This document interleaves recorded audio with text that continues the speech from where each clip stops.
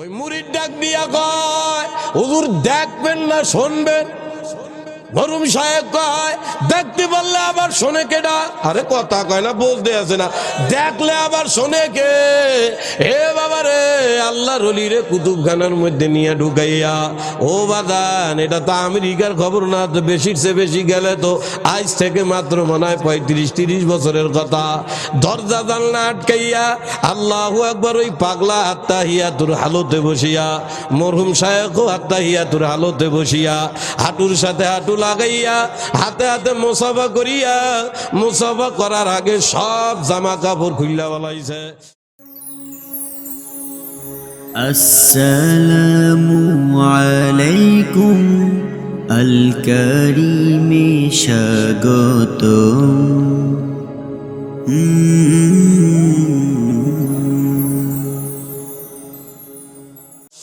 বাবার আমার মাওলার ওই কয়েকটা গুণ হুকুমের মাধ্যমে কেউ যদি কলবকে তরুতাজা করে, তার হালত এমন হয়। বেশি দূরে যাবো না, আমার কলিজার টুকরা শায়েখ মুর্শিদ ফজলুল করিম রহমতুল্লাহ আলাই, যে মরহুম পীর সাহেব হুজুর নিজে কোলে রাইখা, বাচ্চা জন্ম হওয়ার পরের দিন আমার নাম, নিজের নাম নিজেই আমার নাম রাইখা দিয়েছে। এই মরহুম পীর সাহেব হুজুর এক মাহফিল শেষ করে যে সময় মোবাইলের আমল না, এ বাবারে সফর করিয়া বাড়ি গেছে। এ ভোলার এক আল্লাহর পাগলা, আল্লাহর পাগল, এ খবর পাইছে অমুক দিন হুজুর আসবে।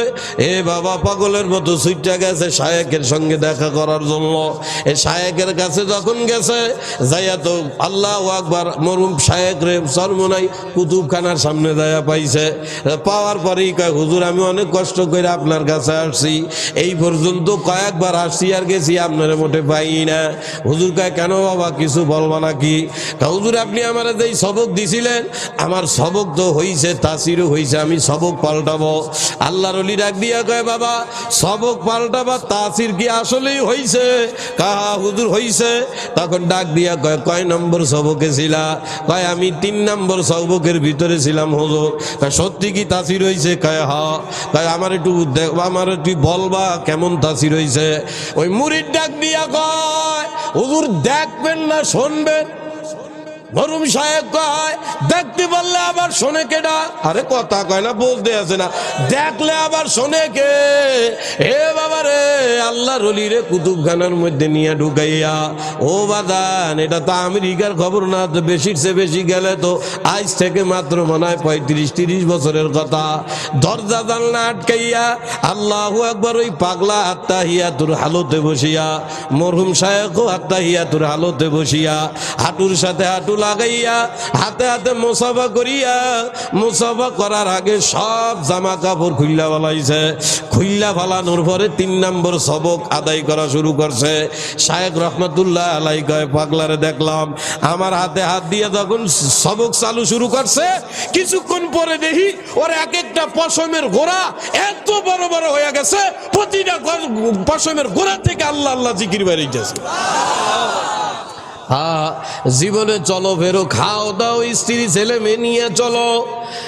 আমার মাওলার ইশক আর মারিফাতের কোনো খবর তোমার দ্বারে নাই।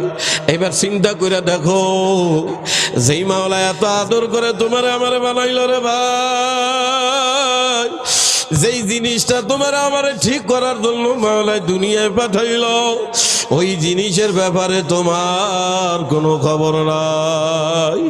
ও ভাই, আমি আর কষ্ট দিব না তো বলতেছিলাম ভাই, ওই যে আমার মাওলা ডাক দিয়া বলছেন, নাহনু আউলিয়াউকুম ফিল হায়াতিদ দুনিয়া, তোরা দুনিয়ার জমিনে আমি মাওলা পাকের বন্ধু। কে বন্ধু? আমার মাওলা ডাক দিয়া কয়, আল্লাহু ওয়ালিউল্লাযিনা আমানু, যে পরিপূর্ণ ঈমানদার সে আমার বন্ধু। এ বাবা, পরিপূর্ণ ঈমানদারকে আমরা বর্তমান সমাজের মানুষ এত খারাপ হয়ে গেছি, চার দোকানে বইসাও সাফা দিয়া কই, তোর হুজুর গো কথা, আমরা মসজিদে না গেলেও কি হবে, আমাকে ঈমান ঠিক আছে কথা কয় না, এ কয় না, কয়